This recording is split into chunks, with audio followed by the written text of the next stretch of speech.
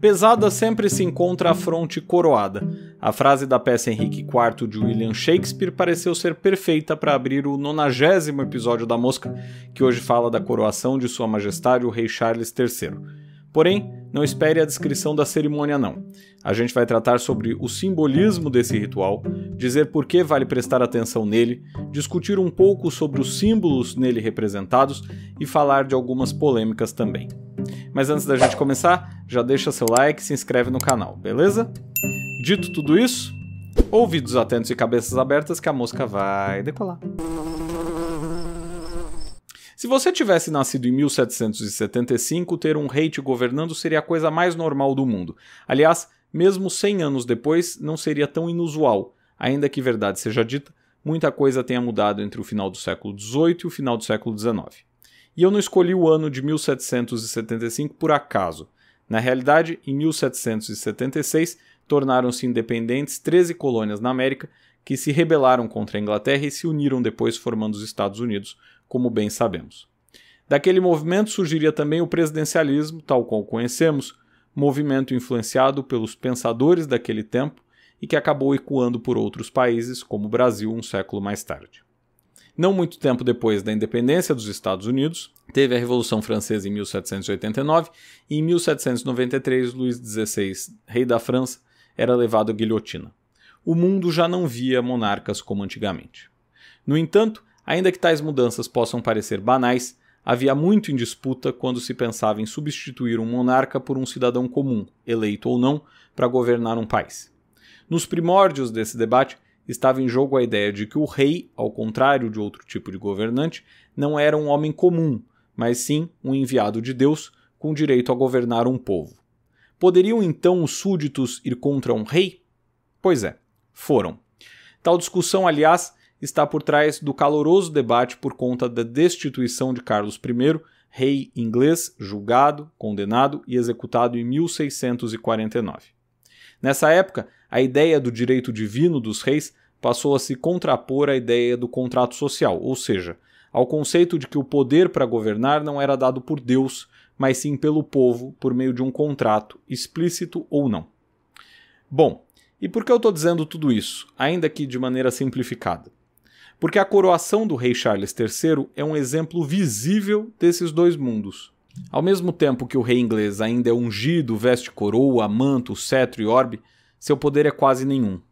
O poder de fato reside nas mãos do primeiro-ministro, que de algum lugar da abadia de Westminster assiste à cerimônia. Cerimônia essa que o mundo não vê desde a coroação de Elizabeth II, em 1953, e que não possui similaridade com nenhuma outra cerimônia europeia atualmente, ainda que haja reis e rainhas por lá. Holanda, Bélgica, Espanha, Dinamarca, Noruega, Suécia e o Vaticano têm ainda hoje monarcas em seus tronos. Ah, e se você estranha que o Vaticano seja incluído na lista, não esqueça que o Papa não apenas é o rei soberano de seu território, como é o único monarca absoluto na Europa. Seu poder é total, ainda que seu território seja bem pequeno. E por falar em Papa, você sabia que durante muito tempo eles foram coroados? Sim, os papas eram coroados com a tiara papal ou tríplice tiara, que tem esse nome porque tem 3 coroas nela. O último a ser coroado foi Paulo VI em 1963, não tanto tempo atrás, portanto. Depois dele, João Paulo I preferiu não ser coroado, assim como João Paulo II, Bento XVI e o Papa Francisco.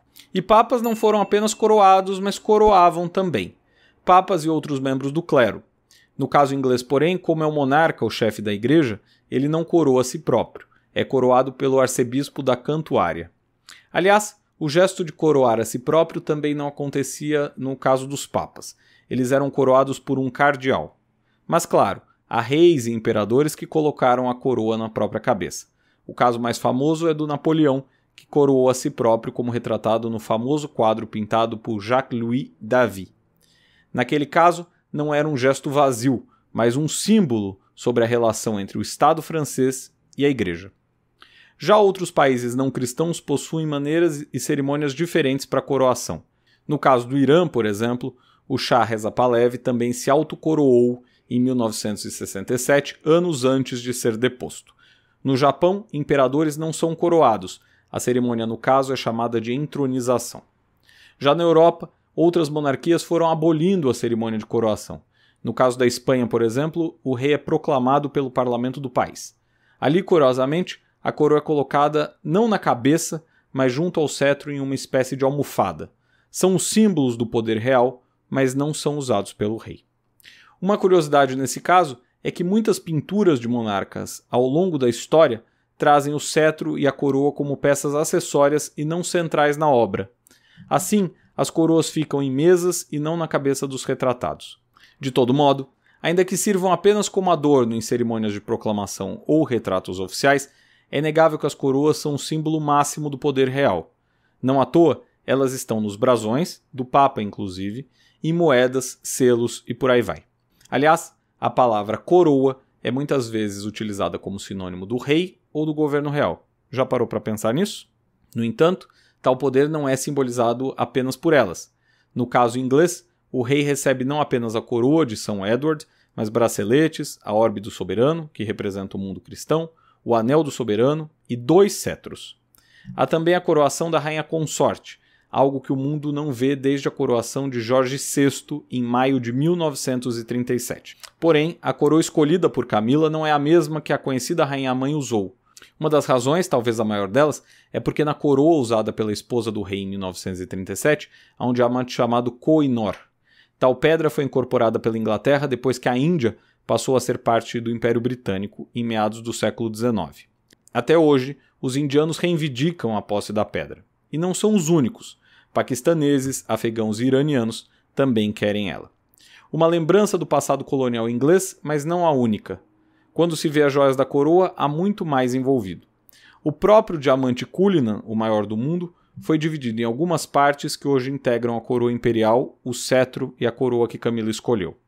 O Cullinan foi encontrado na África do Sul quando o país estava sob domínio inglês, mas nesse caso foi comprado e depois passou a integrar as joias. Outra curiosidade é que sob o trono há uma pedra que era usada por reis escoceses para serem coroados. Tal pedra foi roubada pelo rei Eduardo I e passou a ser usada embaixo da cadeira que ele mandou fazer. Essa é a mesma cadeira que é usada até hoje em coroações e há até hoje muitos escoceses que se incomodam com a pedra ali.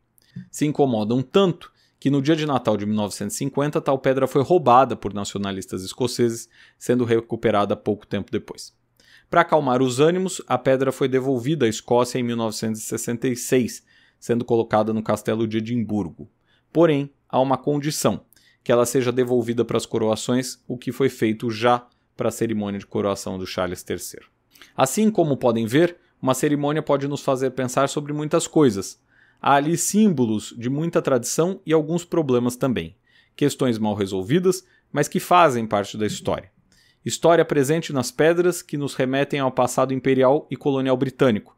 História presente nas pérolas de Elizabeth I ou no rubi do século XIV que estão na coroa imperial e sobre os quais nem falei hoje aqui. História que passa pelo trono de 1296, erguido sob a pedra escocesa e que fala nos dias atuais sobre a política interna do Reino Unido. Uma cerimônia que o mundo não vê desde 1953, mas que talvez nunca tenha sido encarada como atualmente. Charles III sentirá o peso da coroa com a difícil missão de não ser a última fronte a sentir seu peso. Opositores a ele não faltam. O tempo que torna anacrônicos certos rituais é só mais um deles. Certo? Por hoje é tudo. Se você curtiu esse voo da mosca, não esqueça de deixar seu like, comentário, ativar o sininho e se inscrever no canal. A gente se vê no próximo vídeo.